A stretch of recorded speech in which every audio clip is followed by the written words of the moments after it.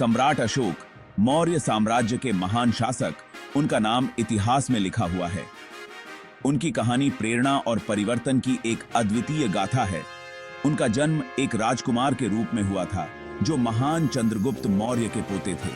उनके जन्म ने मौर्य वंश को एक नया उत्तराधिकारी दिया। अशोक ने अपना बचपन महल के सुख सुविधाओं में बिताया। महल के भव्य वातावरण में उन्होंने शाही जीवन के सभी पहलुओं का अनुभव किया। वो अपनी बुद्धिमत्ता के लिए जाने जाते थे, लेकिन साथ ही अपनी महत्वाकांक्षा और गुस्से के लिए भी। उनकी शिक्षा ने उन्हें एक कुशल और रणनीतिकार नेता बनाया। अपने पिता बिंदुसार के निधन के बाद अशोक सत्ता में आए। यह उनके जीवन का एक महत्वपूर्ण मोड़ था, जिसने उन्हें एक शक्तिशाली शासक बना दिया।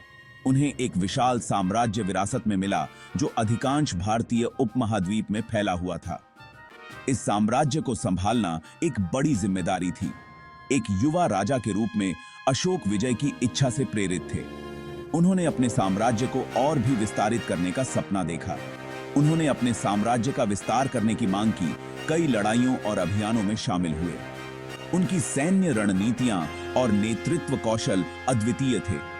युद्ध के मैदान में उनकी वीरता ने उन्हें चंडाशोक उपाधि दिलाई, जिसका अर्थ है अशोक द फियर्स।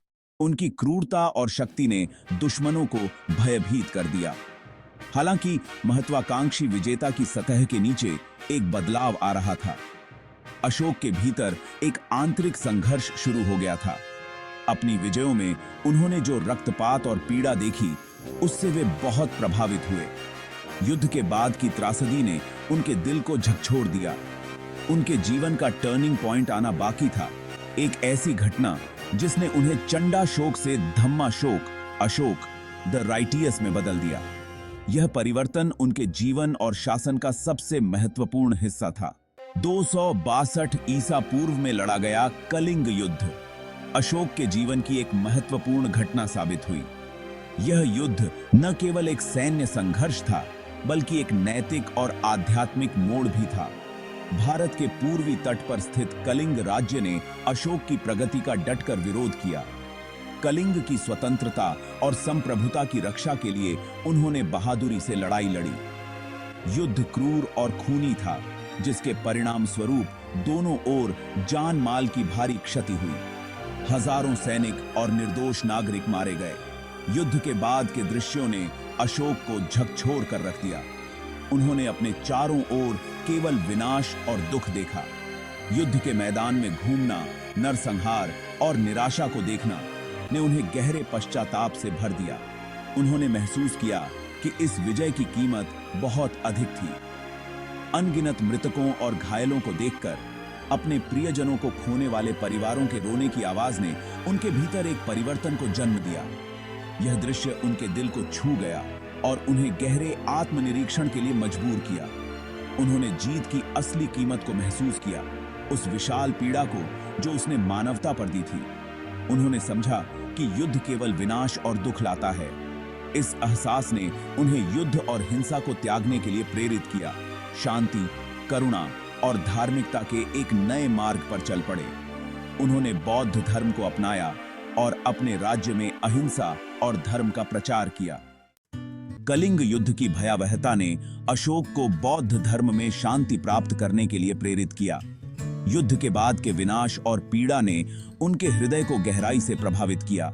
वह बुद्ध की शिक्षाओं से बहुत प्रभावित हुए, जिसमें अहिंसा, करुणा और सार्वभौमिक प्रेम पर जोर दिया गया था।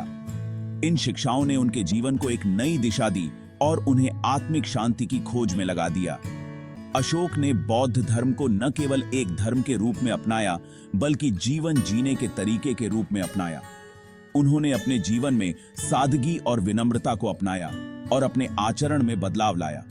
उन्होंने आगे की विजयों को त्याग दिया, धार्मिकता और करुणा के माध्यम से अपने साम्राज्य पर शासन करने की कसम खाई। अशोक ने युद्ध और हिंसा को छोड़कर शांति और सद्भावना का मार्ग चुना। वह बुद्ध की शिक्षाओं के एक समर्पित अनुयायी बन गए। खुद को शांति और अहिंसा के संदेश को फैलाने के लिए समर्पित कर दिया। उन्होंने अपने साम्राज्य में बौद्ध धर्म का प्रचार प्रसार किया और लोगों को भी इस मार्ग पर चलने के लिए प्रेरित किया। अशोक का बौद्ध धर्म में परिवर्तन केवल एक व्यक्तिगत परिवर्तन नहीं था, यह उनके जीवन का एक महत्वपूर्ण मोड़ था जिसने उनके शासन और नीतियों को भी प्रभावित किया। यह उनके शासन का मार्गदर्शक सिद्धांत बन गया, जिसने एक सम्राट के रूप में उनकी नीतियों और कार्यों को आकार दिया।